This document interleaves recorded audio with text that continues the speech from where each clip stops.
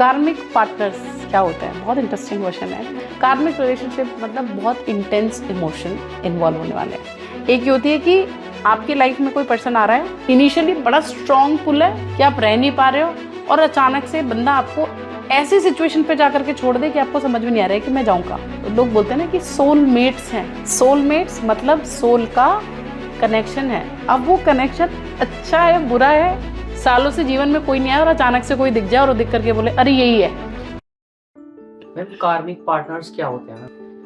कार्मिक पार्टनर्स क्या होते हैं? बहुत इंटरेस्टिंग क्वेश्चन है। आजकल बहुत चल रहा है ये कि इसके साथ में होता है ना, आप जाते कुंडली दिखाने के लिए एस्ट्रोलॉजर बोलता है अरे ये तो कार्मिक रिलेशनशिप है, बट कार्मिक रिलेशनशिप कोई बताता नहीं है कि कार्मिक रिलेशनशिप का मतलब क्या है। कार्मिक रिलेशनशिप मतलब बहुत इंटेंस इमोशन इन्वॉल्व होने वाले हैं। अब एक सीरियल आता था, ये रिश्ता क्या कहलाता है, बहुत पहले आई गेस स्टार प्लस पे था, पता नहीं कौन से चैनल पे आता था। अब तो बहुत टाइम हो गया, मैं सीरियल्स नहीं देखती। बट उसकी जो स्टोरी थी ना, उस स्टोरी में क्या था कि वो प्यार नहीं करते हैं but they are still into relationship. एक ऐसा टॉक्सिक इन्वायरमेंट क्रिएट हो गया है कि आप चाहते हो छोड़ना, आप छोड़ नहीं पा रहे हो। एक ये कंडीशन होती है। एक ये होती है कि आपकी लाइफ में कोई पर्सन आ रहा है, ठीक है, इनिशियली बड़ा स्ट्रॉन्ग पुल है कि आप रह नहीं पा रहे हो, और अचानक से बंदा आपको ऐसी सिचुएशन पे जाकर के छोड़ दे कि आपको समझ में नहीं आ रहा है कि मैं जाऊँ कहाँ।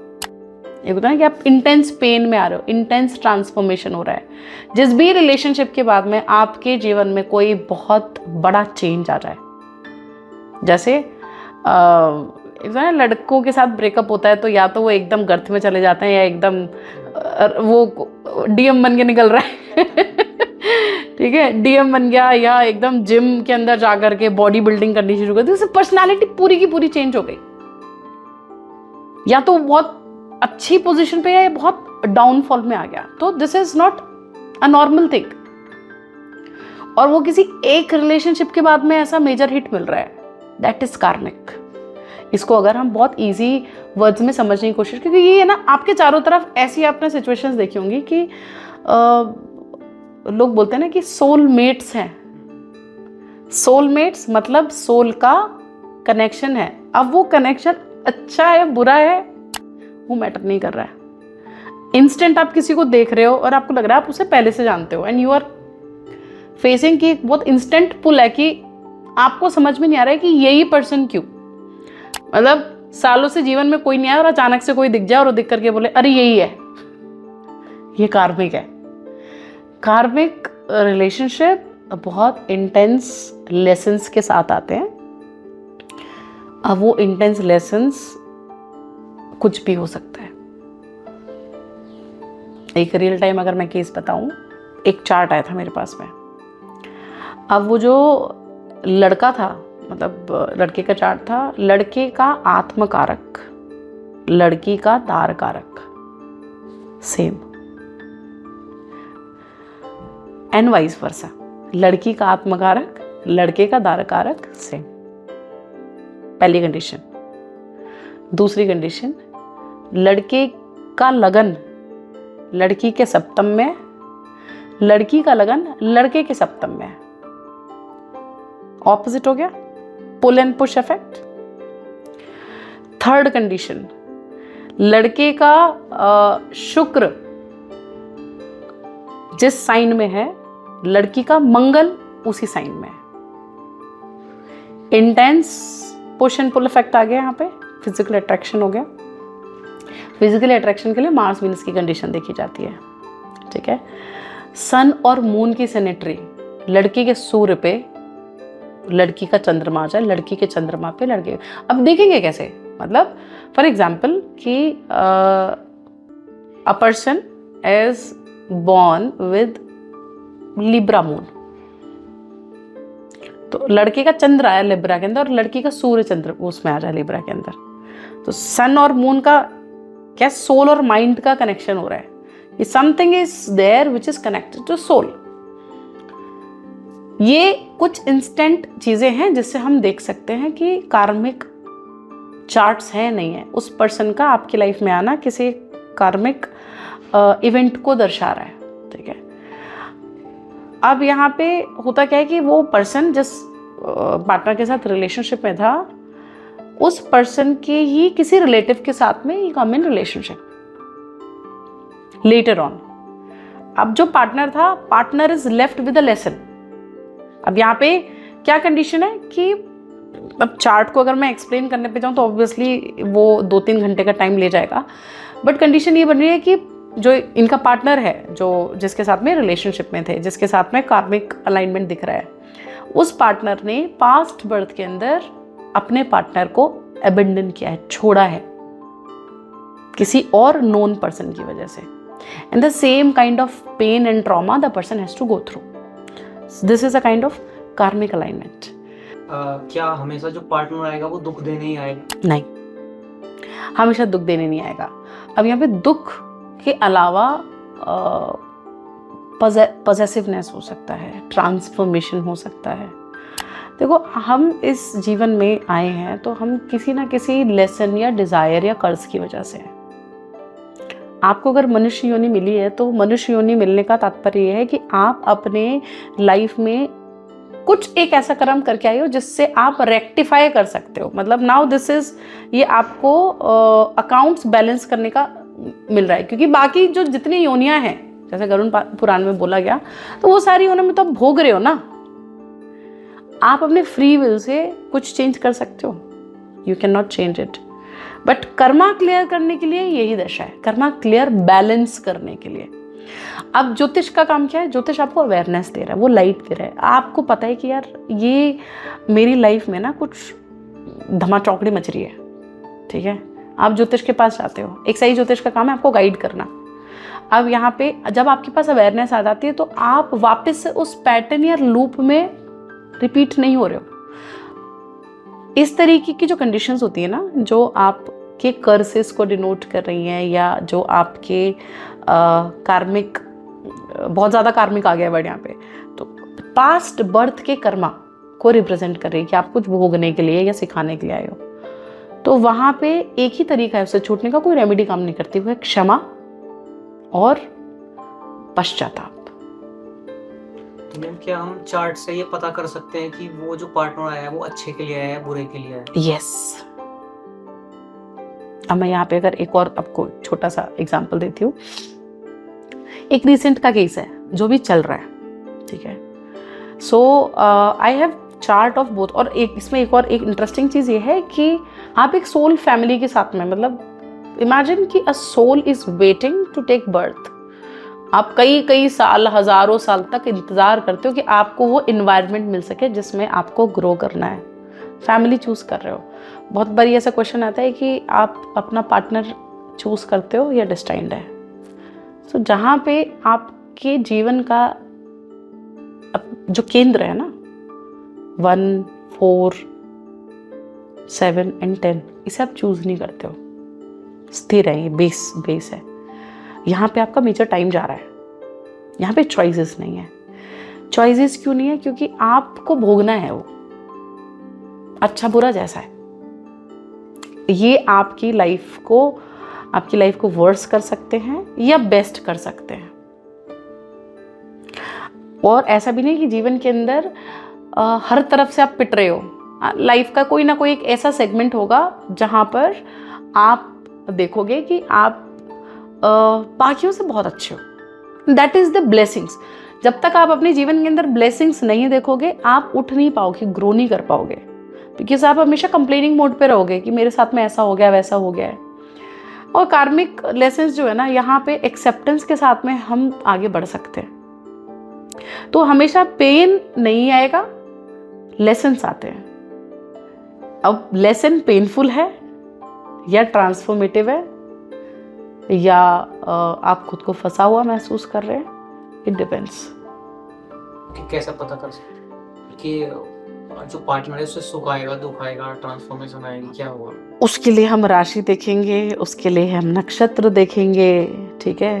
अब जैसे मैं एक एग्जांपल दे रही थी, केतु राहु की जो नॉड्स है ना, वो बहुत इंपॉर्टेंट रोल प्ले करते हैं यहाँ पे।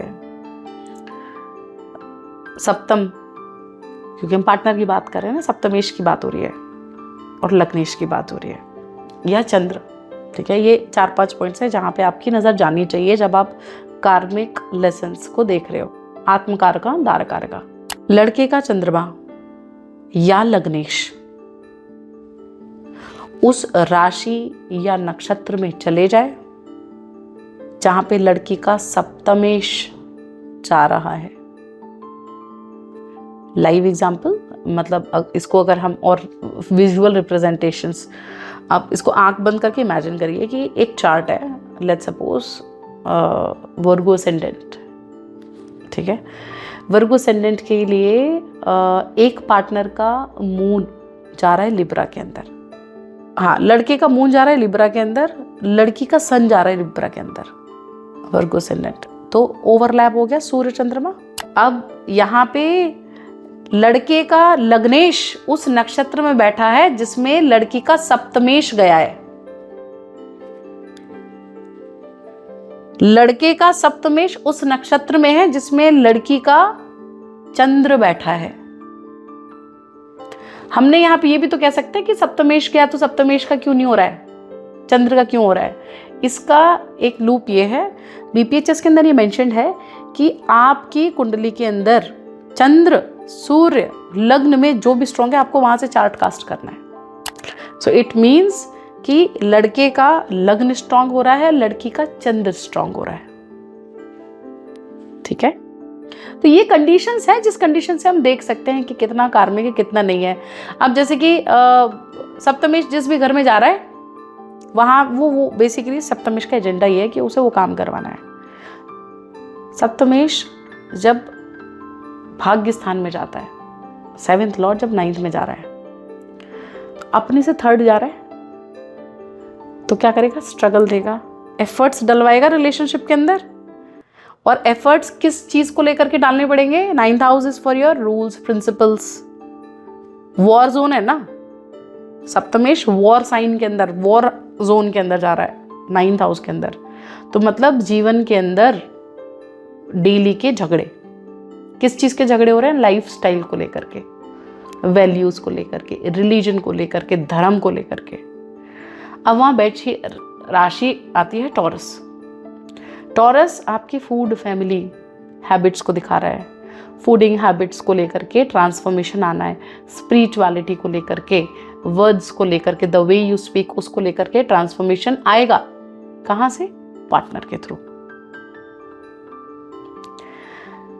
लड़की के केस में क्या होगा कि अब लड़की का चार्ट हमने क्या कहा, लड़के का लग्नेश जा रहा है उस नक्षत्र में जहां लड़की का सप्तमेश जा रहा है। Let's suppose it is going in 12th house, 6 8 12 कार्मिक कर्म दिखा रहे हैं। तो 12th हाउस अपने से 6th है, यानी कि एफर्ट्स, ये डेली रूटीन की बात आ गई है, ठीक है। अब यहाँ पे स्ट्रगल है, डेली रूटीन है, फाइट्स है पार्टनर की तरफ से। अब यहाँ पे कोई बोलेगा यार कितने लड़ रहे हैं ये, बट वो छोड़ भी नहीं पा रहे हैं। डिटैचमेंट आ रहा है लड़के का जब लग्नेश आ रहा है, तो इसका मतलब क्या हो गया कि person is very introvert when somebody's lagnesh is going in 8th house or 12th house, but the person will become, उसको ना अकेले रहना पसंद है, उसको पब्लिक में जाना नहीं पसंद। ये एक बहुत बड़ा झगड़ा रहेगा इस टॉपिक के अंदर। सो बहुत प्रिसाइजली स्टेप बाय स्टेप अगर आप चार्ट देखते हो तो आपको समझ में आता है कि एग्जैक्टली चल क्या रहा है। सो इंटरेस्टिंग, जब केतु वीनस ओवरलैप कर जाए या केतु का वीनस के साथ कनेक्शन हो जाए, केतु किसी ऐसे, वीनस ऐसे नक्षत्र में आ जाए जो कि राहु केतु के उसमें आ जाता है, ये भी आपको कार्मिक अलाइनमेंट्स को ही दिखाता है। अब अगर आपको नहीं समझ में आ रहा है कि आप कैसे देखोगे कुंडली के अंदर कार्मिक है नहीं है या क्या कर्मा है असाइंड है, तो ओजस हैज टू 51 रुपीज़ में आपको कंसल्टेशन प्रोवाइड कर रहा है। आप लिंक पे जाइए, फॉर्म भरिए, हमारा कोई अच्छा स्टूडेंट, क्योंकि ट्रेंड स्टूडेंट्स है, ट्रेंड स्टूडेंट आपसे कांटेक्ट करेगा और आपको हेल्प करेगा गाइड करने के लिए, ठीक है। So this is the best what we can provide. अच्छा, यहाँ पे पता है रिलेशनशिप की बात नहीं हो रही है, ऑफिस से रिलेटेड भी हो सकता है, बॉस के साथ में भी ऐसे रिलेशनशिप हो सकते हैं। वो तो पड़ोसी के साथ में भी, हाँ, तो वो जरूरी नहीं है।